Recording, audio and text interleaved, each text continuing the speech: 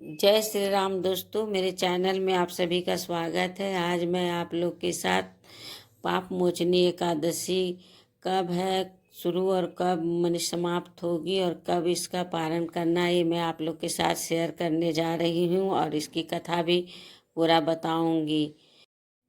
इस साल पाप मोचनी एकादशी 15 मार्च को मने है, रविवार को रखा जाएगा। यह चैत्र मास के कृष्ण पक्ष की एकादशी तिथि 14 मार्च की सुबह 8:10 से शुरू होकर 15 मार्च की सुबह 9 बजे 16 बजे समाप्त होगी। व्रत पारण का समय 16 मार्च को सुबह 6:30 से 8:54 तक है।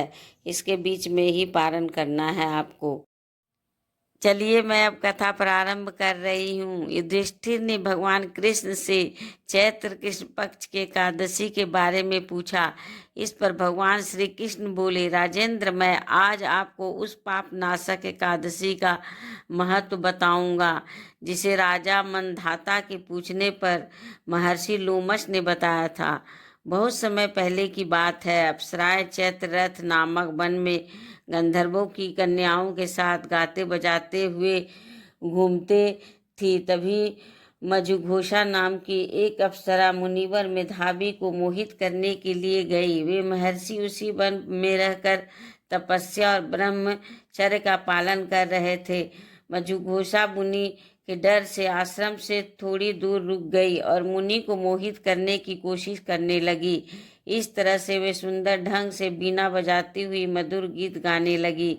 मुनि श्रेष्ठ मेधावी घूमते हुए उधर जा रहे निकले और उस सुंदरी अप्सरा को इस प्रकार गाना गाते करते देख मोह के वशीभूत हो गए। मुनि की ऐसी अवस्था देख मधुघोषा उनके पास आई और उनके आलिंगन करने लगी। मेधावी भी उसके साथ घूमने करने लगी। कामवास रमण करते हुए उन्हें रात और दिन का भी ध्यान नहीं रहा। इस प्रकार मुनि को अप्सरा के साथ रमण करते उन्हें बहुत दिन बीत गए।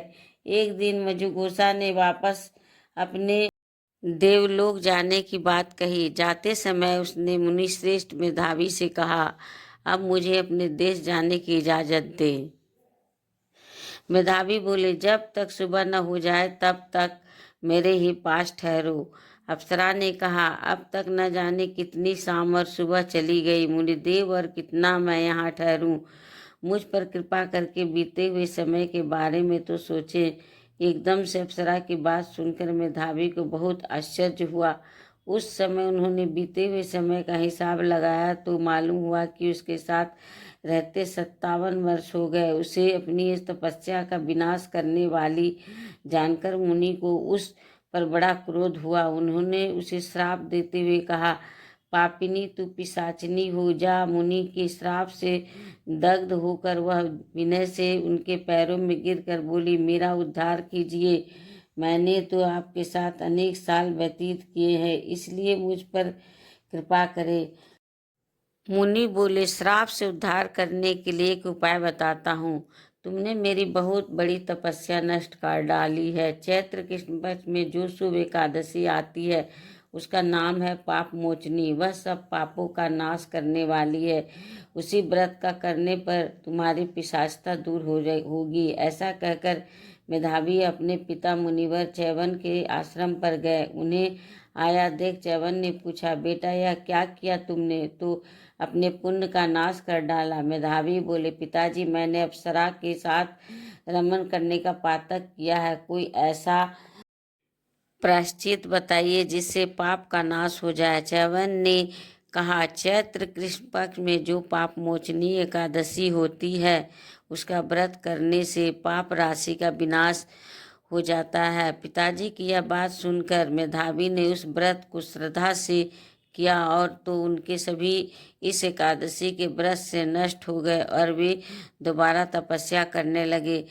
वही मधुघोषा ने भी इस व्रत को किया। पाप मोचनी का व्रत करने वाले के कारण वह पिशाच योनि से मुक्ति हुई और फिर अप्सरा होकर स्वर्गलोक में चली गई। जो मनुष्य पाप मोचनी एकादशी का व्रत करते हैं उनका सारा पाप नष्ट हो जाता है।